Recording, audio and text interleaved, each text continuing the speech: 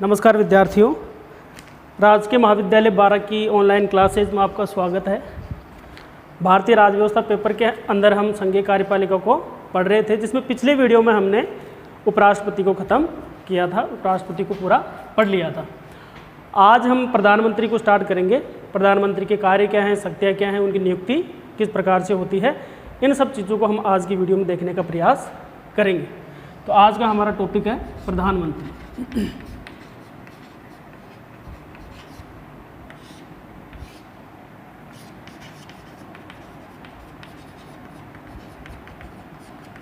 तो प्रधानमंत्री की अगर हम बात करें विद्यार्थियों, तो हमने हमारे संविधान के अंतर्गत संसदीय व्यवस्था को अपनाया हुआ है।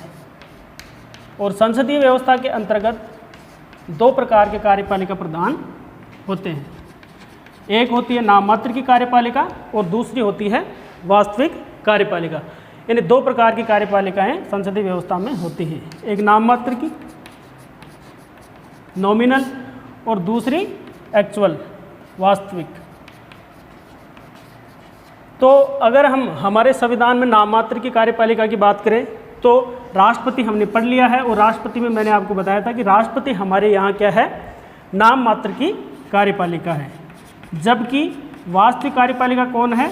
वास्तविक कार्यपालिका शक्तियाँ हमारे यहाँ संविधान में प्रधानमंत्री सहित उसकी मंत्रिपरिषद में होती हैं।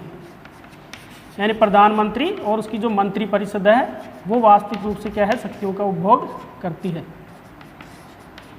इसी प्रकार जो संसदीय व्यवस्था का जो क्लासिकल मॉडल माना जाता है वो ब्रिटेन माना जाता है, यूके की अगर हम बात करें तो वहाँ पर भी नाम मात्र की जो कार्यपालिका है उसका प्रधान कौन है?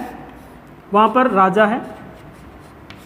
और वास्तविक कार्यपालिका वहाँ पर भी प्रधानमंत्री सहित मंत्रिपरिषद में निहित है।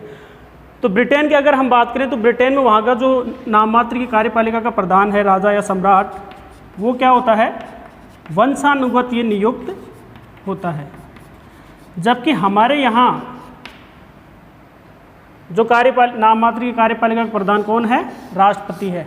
राष्ट्रपति हमारे यहाँ वंशानुगत न होकर के, नाम मात्र की कार्यपालिका का जो प्रधान है वो वंशानुगत न होकर के उसका क्या होता है, चुनाव होता है। हमने देखा था राष्ट्रपति का चुनाव होता था। तो इसलिए हमारे देश को क्या कहा जाता है, गणराज्य कहा जाता है। तो इस प्रकार से हमने देखा कि संसदीय व्यवस्था है जिसमें दो कार्यपालिकाएं होती हैं, नाम मात्र की और वास्तविक। तो वास्तविक रूप से जो कार्यपालिका शक्तियाँ किसमें हैं? प्रधानमंत्री में, उसकी मंत्रिपरिषद में है। तो अब हम देख लेते हैं प्रधानमंत्री की नियुक्ति किस प्रकार से होती है।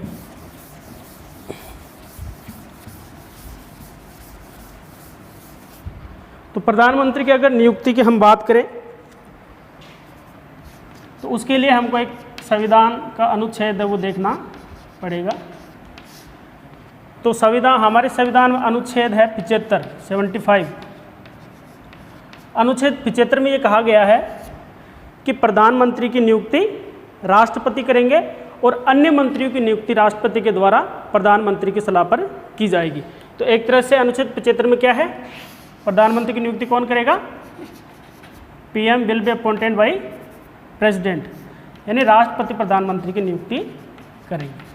तो अब सवाल ये उठता है कि क्या राष्ट्रपति किसी भी व्यक्ति को या किसी भी सदस्य को प्रधानमंत्री बना सकते हैं या नहीं बना सकते?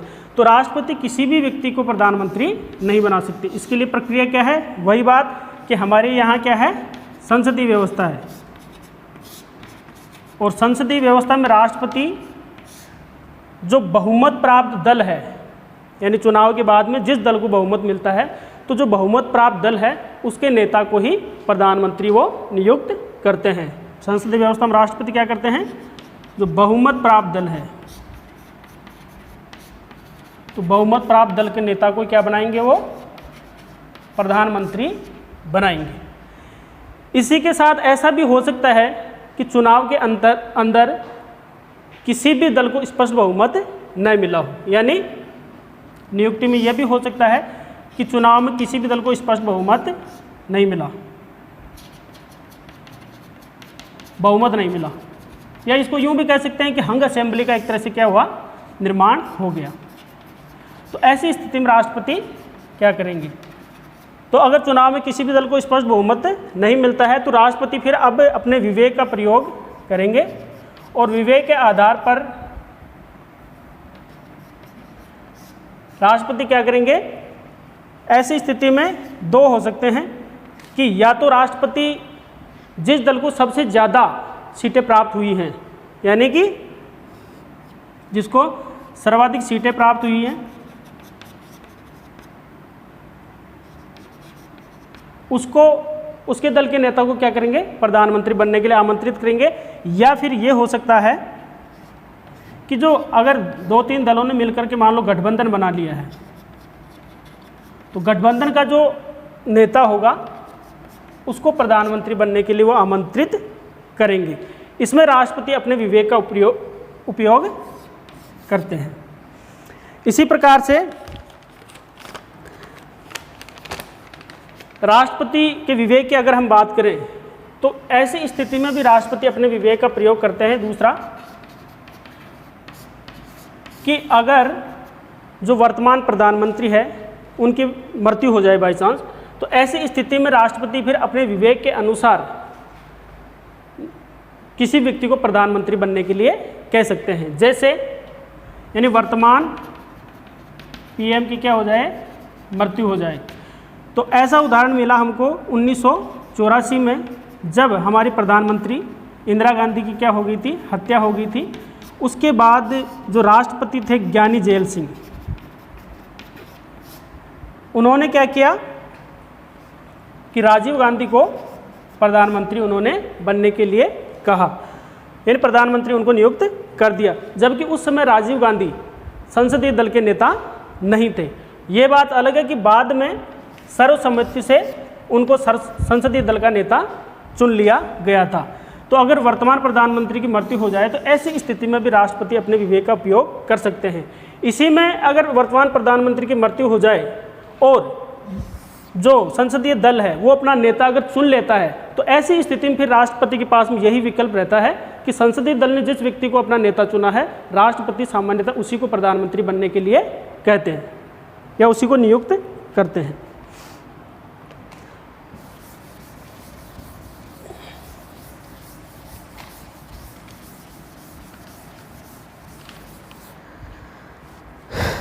नियुक्ति की अगर हम बात करें तो राष्ट्रपति की नियुक्ति में ही 1980 में दिल्ली हाई कोर्ट ने एक जजमेंट दिया। दिल्ली हाई कोर्ट ने यह निर्णय दिया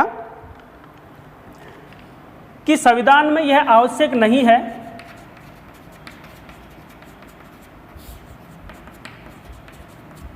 क्या आवश्यक नहीं है, संविधान में यह बिल्कुल भी आवश्यक नहीं है, बिल्कुल भी जरूरी नहीं है कि राष्ट्रपति जिस व्यक्ति को प्रधानमंत्री नियुक्त कर रहे हैं वो नियुक्ति से पहले लोकसभा में अपना बहुमत सिद्ध करे। इसका मतलब यह है कि सामान्य प्रक्रिया इसकी यह, दिल्ली हाईकोर्ट ने यह कहा कि अगर राष्ट्रपति किसी व्यक्ति को प्रधानमंत्री के रूप में नियुक्त करते हैं तो नियुक्ति के बाद में एक निश्चित समय अवधि में वो अपना क्या करेंगे, सदन में अपना बहुमत सिद्ध कर देंगे। इसी प्रकार आगे चल करके नियुक्ति से संबंधित ही 1997 में भी जो उच्चतम न्यायालय है उसने अपना एक निर्णय दिया था। उच्चतम न्यायालय ने अपने निर्णय में कहा कि कोई व्यक्ति 6 महीने तक किसी भी सदन का सदस्य हुए बिना प्रधानमंत्री रह सकता है। यानी कोई व्यक्ति, हमारी संसद के 2 सदन हैं, लोकसभा और राज्यसभा, तो कोई व्यक्ति न तो लोकसभा का सदस्य है और न ही राज्यसभा का सदस्य है, इसके बावजूद वह 6 महीने तक प्रधानमंत्री के पद पर आसीन रह सकता है। लेकिन इसी दरमियान 6 महीने के अंदर अगर वह व्यक्ति दोनों सदनों में से किसी भी सदन की सदस्यता प्राप्त करने में अगर वो असफल रहता है तो ऐसी स्थिति में उसको प्रधानमंत्री के पद से त्यागपत्र देना होगा, यानी तब वो प्रधानमंत्री बना नहीं रह पाएगा। इसी प्रकार नेक्स्ट नियुक्ति में एक और बात है कि हमारे यहाँ जो प्रधानमंत्री है वो संसद के दोनों सदनों में से किसी भी सदन से चुने जा सकते हैं। यानी कोई सदस्य, चाहे वो किसी भी सदन का सदस्य हो, लोकसभा का हो या राज्यसभा का हो, दोनों ही प्रधानमंत्री पद के लिए क्या हैं, एलिजिबल हैं और सामान्यतः बनते भी दोनों सदनों से हैं। लोकसभा से तो बनते ही बनते हैं, क्योंकि लोकतांत्रिक जो चुनाव होंगे, चुनाव के बाद में सामान्यतः प्रधानमंत्री लोकसभा से बनता है, लेकिन प्रधानमंत्री और मंत्रिपरिषद के जो सदस्य हैं वो राज्यसभा से भी लिए जा सकते हैं। उदाहरण के तौर पर जब 1966 में जब इंदिरा गांधी पहली बार प्रधानमंत्री बनी थी, तो वो क्या थी, राज्यसभा की सदस्य थी। कौन? इंदिरा गांधी। इसी प्रकार 1996 में जो एच.डी. देवेगौड़ा थे, जो कि कर्नाटक के मुख्यमंत्री थे पहले, तो एच.डी. देवेगौड़ा भी उस समय जब 1996 में प्रधानमंत्री बने तो वो क्या थे, राज्यसभा के सदस्य थे। इसी प्रकार डॉक्टर मनमोहन सिंह 2004 और 2009 दो बार वो प्रधानमंत्री रहे, तो दोनों बार वो क्या थे, राज्यसभा के सदस्य थे। तो इसका मतलब यह है कि प्रधानमंत्री लोकसभा से भी हो सकता है और राज्यसभा से भी हो सकता है। लेकिन यहाँ एक तुलना हम कर लेते हैं कि अगर ब्रिटेन की बात की जाए तो ब्रिटेन के अंदर प्रधानमंत्री केवल जो निम्न सदन है, निम्न सदन का वहाँ पर नाम है house of Commons, house of Commons, तो वहाँ पर प्रधानमंत्री के लिए निम्न सदन यानी हाउस ऑफ कॉमन्स का होना अनिवार्य है। वहाँ प्रधानमंत्री दोनों सदनों से नहीं लिए जाते, वहाँ पर यह अनिवार्य है कि प्रधानमंत्री कहाँ से होगा, निम्न सदन से ही होगा, निचले सदन से ही होगा। अब हम देख लेते हैं प्रधानमंत्री के अंदर नियुक्ति को हमने देखा।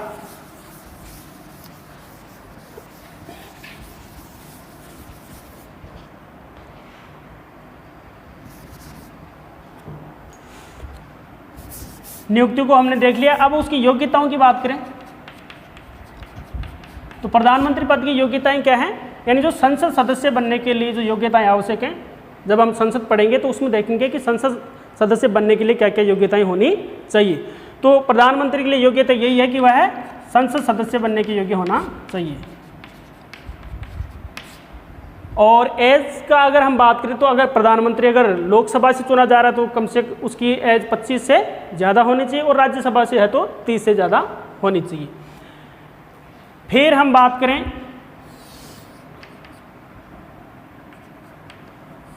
यानी कि नियुक्ति, प्रधानमंत्री को नियुक्त कौन करता है, और वेतन भत्ते।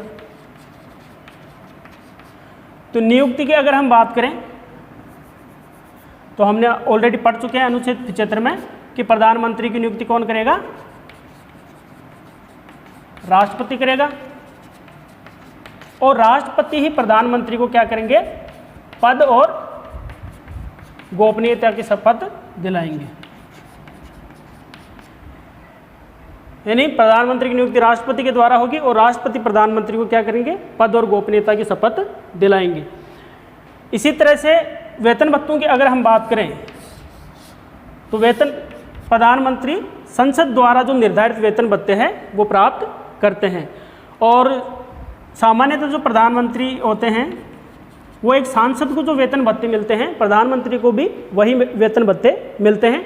इसके अलावा उनको जो कार्यालय खर्च है या निःशुल्क वाहन वगैरह वो सब भत्ते अलग से उनको और मिलते हैं।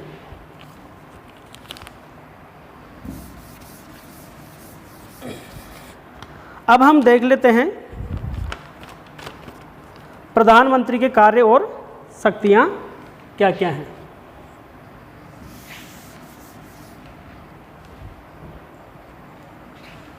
प्रधानमंत्री की क्या हैं, कार्य व शक्तियां। तो प्रधानमंत्री के कार्य और शक्तियों की अगर हम बात करें तो उसकी कार्य और शक्तियों को हम मोटे तौर पर 3 भागों में विभाजित कर लेते हैं। सर्वप्रथम हम देखते हैं मंत्रिपरिषद के रूप में उसके पास में क्या कार्य हैं और क्या शक्तियां हैं। मंत्रिपरिषद के रूप में।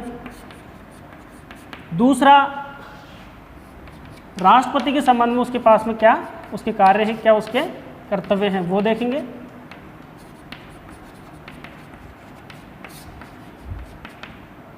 और तीसरा हम देखेंगे संसद के संबंध में।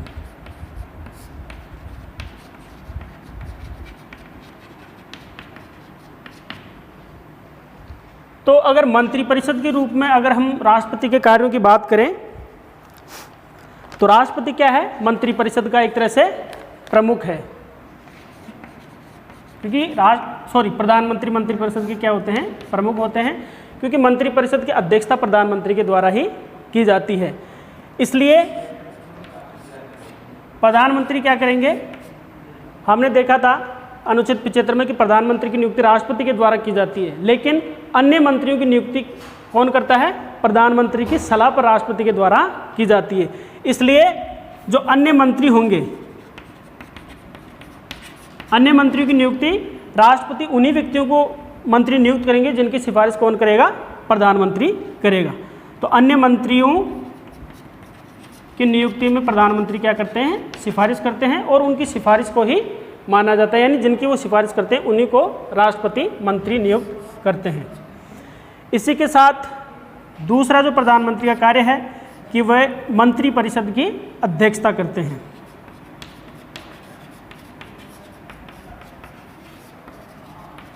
जब भी मंत्रिपरिषद की बैठक होगी तो स्वाभाविक रूप से प्रधानमंत्री मंत्रिपरिषद की बैठक की क्या करेंगे, अध्यक्षता करेंगे।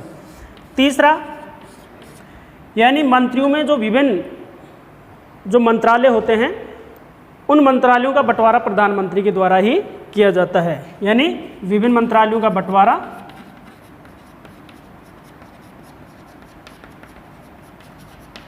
करेंगे मंत्रियों में प्रधानमंत्री। और अगर बंटवारे के अलावा इन मंत्रालयों में अगर फेरबदल करना हो तो फेरबदल भी प्रधानमंत्री के द्वारा ही किया जाता है, यानी मंत्रियों में विभिन्न मंत्रालयों का बंटवारा किया जाता है और फेरबदल की आवश्यकता हो तो फेरबदल भी प्रधानमंत्री के द्वारा ही किया जाता है। इसी प्रकार हाँ, प्रधानमंत्री चूँकि मंत्रिपरिषद के प्रमुख होते हैं तो प्रधानमंत्री के द्वारा किसी भी समय किसी मंत्री को त्यागपत्र के लिए कहा जा सकता है, या वह राष्ट्रपति के माध्यम से उसको बर्खास्त भी करवा सकते हैं। यानी जो कोई भी मंत्री है उसको त्यागपत्र के लिए वो कह सकते हैं, या राष्ट्रपति के माध्यम से उसको बर्खास्त भी वो करवा सकते हैं। इसी प्रकार से पांचवा जो मंत्रिपरिषद के रूप में उसका कार्य है वो ये है कि प्रधानमंत्री सभी मंत्रियों को एक तरह से नियंत्रित और निर्देशित करते हैं, क्योंकि वो मंत्रिपरिषद के प्रमुख हैं, और विभिन्न जो मंत्रालय हैं उनमें समन्वय बनाए रखने की, कोऑर्डिनेशन की जिम्मेदारी भी किसकी, प्रधानमंत्री की ही होती है। यानी सभी मंत्रियों को क्या करेंगे, वो नियंत्रित रखते हैं, निर्देशित वो उनको करते हैं, डायरेक्शन वो देते हैं, और इन मंत्रियों में आपस में समन्वय बनाए रखते हैं, कोऑर्डिनेशन बनाए रखते हैं। इसी के साथ मंत्रिपरिषद के रूप में यह भी है कि प्रधानमंत्री अपने त्यागपत्र दे करके मंत्रिपरिषद को एक तरह से क्या कर सकते हैं, बर्खास्त कर सकते हैं। क्योंकि अगर प्रधानमंत्री ने त्यागपत्र दे दिया या प्रधानमंत्री की क्या होगी, मृत्यु होगी, तो ऐसी स्थिति में जो समूची मंत्रिपरिषद है वो क्या हो जाएगी, भंग हो जाएगी, भंग हो जाएगी। यानी प्रधानमंत्री त्यागपत्र के द्वारा या अगर उनकी मृत्यु हो जाती है तो ऐसी स्थिति में मंत्रिपरिषद क्या हो जाएगी, स्वाभाविक रूप से भंग हो जाएगी। लेकिन इसमें दूसरी बात यह भी है कि अगर कोई एक मंत्री अगर त्यागपत्र देता है या एक मंत्री की मृत्यु हो जाती है या उनका पद रिक्त हो जाता है तो ऐसी स्थिति में समूची मंत्रिपरिषद को त्यागपत्र देना नहीं होता, और जो पद खाली होता है उसको दोबारा भर लिया जाता है। यानी एक मंत्री की नियुक्ति पर, एक मंत्री की मृत्यु या त्यागपत्र पर तब मंत्रिपरिषद पर कोई प्रभाव नहीं पड़ेगा, यानी मंत्रिपरिषद भंग नहीं होगी। तो ये राष्ट्रपति के मंत्रिपरिषद के रूप में कार्य या प्रधानमंत्री के मंत्रिपरिषद के रूप में कार्य या शक्तियां थी। अब हम देखेंगे प्रधानमंत्री के राष्ट्रपति के संबंध में क्या कार्य और कर्तव्य हैं। किसके संबंध में, राष्ट्रपति के संबंध में। तो राष्ट्रपति के संबंध में कर्तव्यों के लिए यूं कह सकते हैं एक तरह से कि राष्ट्रपति मंत्रिपरिषद और राष्ट्रपति के बीच में एक तरह से संवाद की जो कड़ी है उसके रूप में कार्य करता है। यानी ये राष्ट्रपति है, और ये मंत्रिपरिषद है। तो इन दोनों के बीच में अगर संवाद होगा तो संवाद की कड़ी कौन होगा? प्रधानमंत्री होगा। यानी कोई मंत्री डायरेक्ट डायरेक्ट राष्ट्रपति से संपर्क नहीं कर पाएगा, वो प्रधानमंत्री के माध्यम से ही संपर्क करता है। तो राष्ट्रपति और मंत्रिपरिषद के बीच प्रधानमंत्री क्या है? कड़ी के रूप में कार्य करता है। इसके अलावा हमारे संविधान में जो अनुच्छेद 78 है,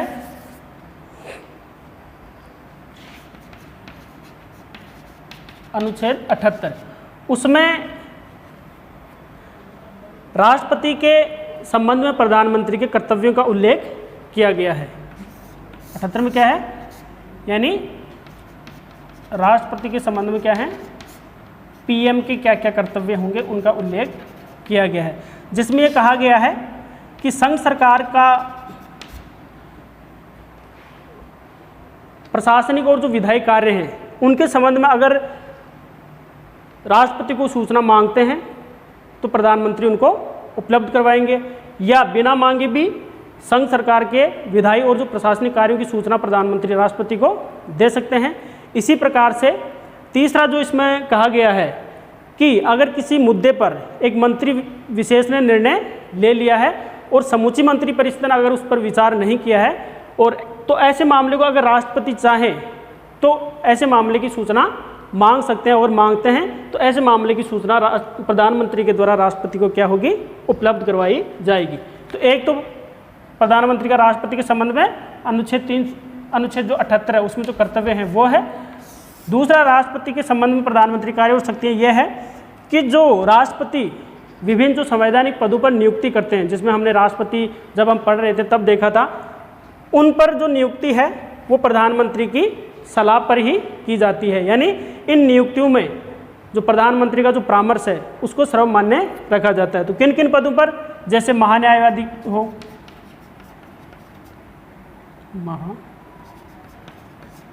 इसी तरह से जो नियंत्रक और महालेखा परीक्षक है, कैग जिसको बोलते हैं, चुनाव आयोग है, चुनाव आयोग के अध्यक्ष और सदस्य, इसी तरह से जो वित्त आयोग है उसके अध्यक्ष और सदस्य, और जो संघ लोक सेवा आयोग है आदि जो विभिन्न संवैधानिक पदों पर नियुक्ति है जो राष्ट्रपति करते हैं वो प्रधानमंत्री की सलाह पर ही राष्ट्रपति करते हैं। ये प्रधानमंत्री के राष्ट्रपति के संबंध में क्या थे?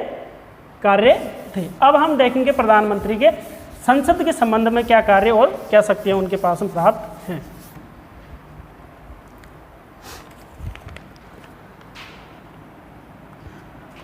तो संसद के संबंध में यही है कि प्रधानमंत्री संसद का जो निचला सदन है जिसको हम लोकसभा बोलते हैं, तो प्रधानमंत्री संसद के निचले सदन का वो नेता होता है। निचले सदन का क्या है? प्रधानमंत्री नेता होता है। इसलिए निचले सदन के रूप में प्रधानमंत्री को क्या शक्तियां प्राप्त हैं? कि प्रधानमंत्री के द्वारा संसद का 70 राष्ट्रपति को प्रधानमंत्री संसद का सत्र बुलाने की और सत्र के सत्रावसान की सिफारिश की जा सकती है।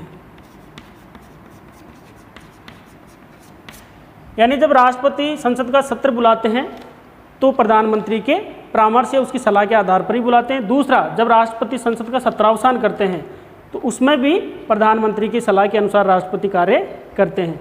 इसी प्रकार से प्रधानमंत्री के द्वारा, क्योंकि वो निचले सदन का नेता होता है, इसलिए प्रधानमंत्री के द्वारा कभी भी राष्ट्रपति को सिफारिश करके लोकसभा का क्या किया जा सकता है?